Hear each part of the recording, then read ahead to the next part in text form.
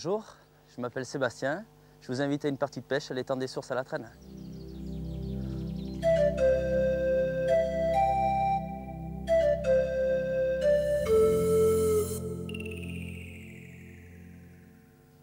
La pêche à la bombette, c'est quoi? C'est un type de pêche lancé-ramené qui permet de prospecter à plusieurs profondeurs différentes. Au niveau matériel, on a besoin de quoi? Alors une canne 3,90 m, ultra sensible pour pouvoir sentir le poisson. Un moulinet de type moyen, faible récupération, rempli d'un nylon de 18 centièmes.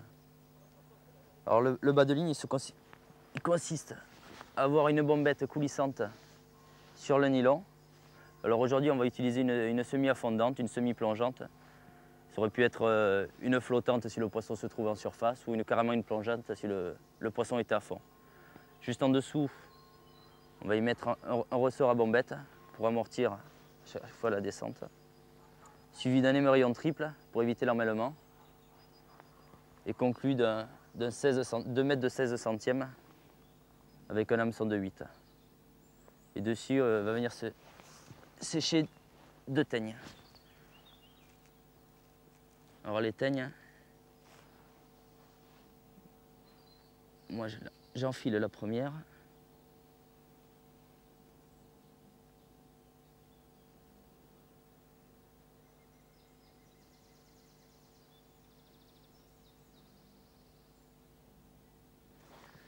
Et la seconde, on va juste la piquer pour qu'elle puisse tourner lors de la récupération.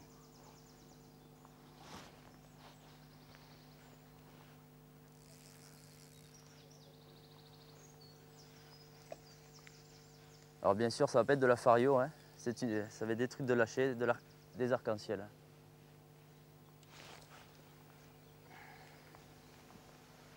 Alors ce qui est bien juste avant l'impact de la bombette dans l'eau, c'est de retenir le nylon afin de faire passer la teigne derrière la bombette et d'éviter aucun emmêlement. Alors la canne, la récupération se fait toujours canne haute pour pouvoir contrer l'attaque de la truite en descendant la canne et en lui laissant du mou. Quant à la récupération, elle se fait par saccade, des accélérations, des relâchés. Bon, pour ce type de pêche, il est conseillé un amorçage. Le mieux, c'est l'asticotage. C'est ce qui permet de garder le poisson en surface.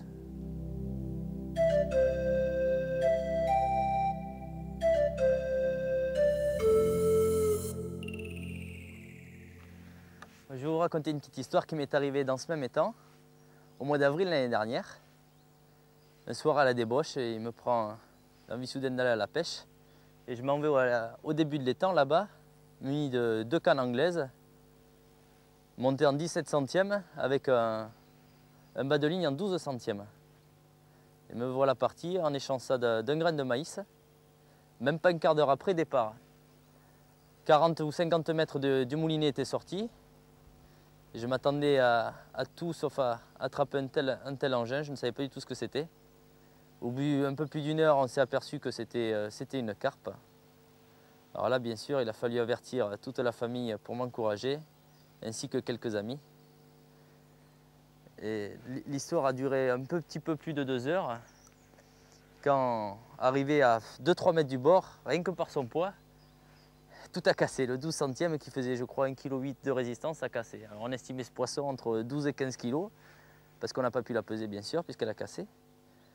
Et le lendemain, vexé par cette casse, je décide d'y retourner en montant légèrement plus grand, en éliminant le bas de ligne, juste en gardant le corps de ligne en 17 centièmes. Et me revoilà reparti. Comme la veille, ça faisait même pas un quart d'heure que j'étais là, boum, départ. Alors là, c'est pareil, 40 mètres de nylon, acheté avec mon petit moulinet anglaise, 42 mètres de fil sorti, et puis un coup à droite, elle faisait un cercle comme ça, et au fur et à mesure qu'elle était fatiguée, le cercle diminuait. Et au bout de 2 heures, non, la première c'était 1h45. Au bout d'1h45, j'ai sorti une commune de 12 kg, qui était ma plus grosse carpe jusqu'à présent. Et le lendemain, je suis reparti avec la même technique. Et là, ce coup-ci, c'est une 15 kg miroir qui a mordu. Et celle-ci, j'ai mis 2 heures et quart pour la lever. Alors là, un tel combat, j'avais jamais connu ça, hein. Même en mer, ça fait des années que je pêche en mer, jamais il m'est arrivé de passer autant de temps avec un tel poisson. Alors malgré ce qu'on pourrait croire, on s'attend toujours à faire des gros poissons en mer. Mais moi, mon plus gros poisson, mon plus gros combat, il s'est fait en eau douce. Mais je ne suis pas prêt de l'oublier. C'est un sacré souvenir.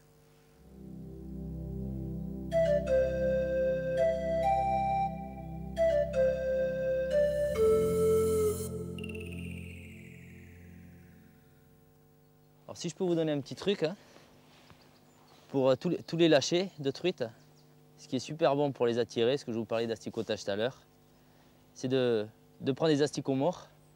Alors par deux moyens, ou vous les congelez, ou directement vous les ébouillantez, afin qu'ils ne descendent pas trop vite et qu'ils ne s'enfoncent pas dans la terre. Alors à ces asticots-là, j'y rajoute un petit attractant qui est à base de fromage et qui va permettre d'exciter le poisson. Alors les doigts, hop, petite touille, ça donner quelque chose de très attractant comme ça. Et là le mieux, c'est d'utiliser une fronde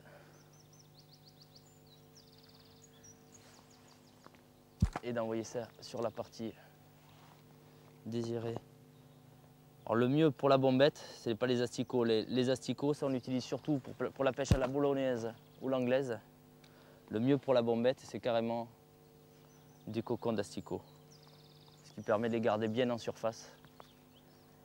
Et non pas comme ceux-ci qui vont légèrement couler petit peu par petit peu. Là, ça sera plutôt pour une pêche entre deux eaux ou une bombette plongeante, les asticots. Et une flottante directement pour du cocon. Et je peux vous dire que tous ceux qui l'ont utilisé n'ont pas été déçus. Le résultat était au bout.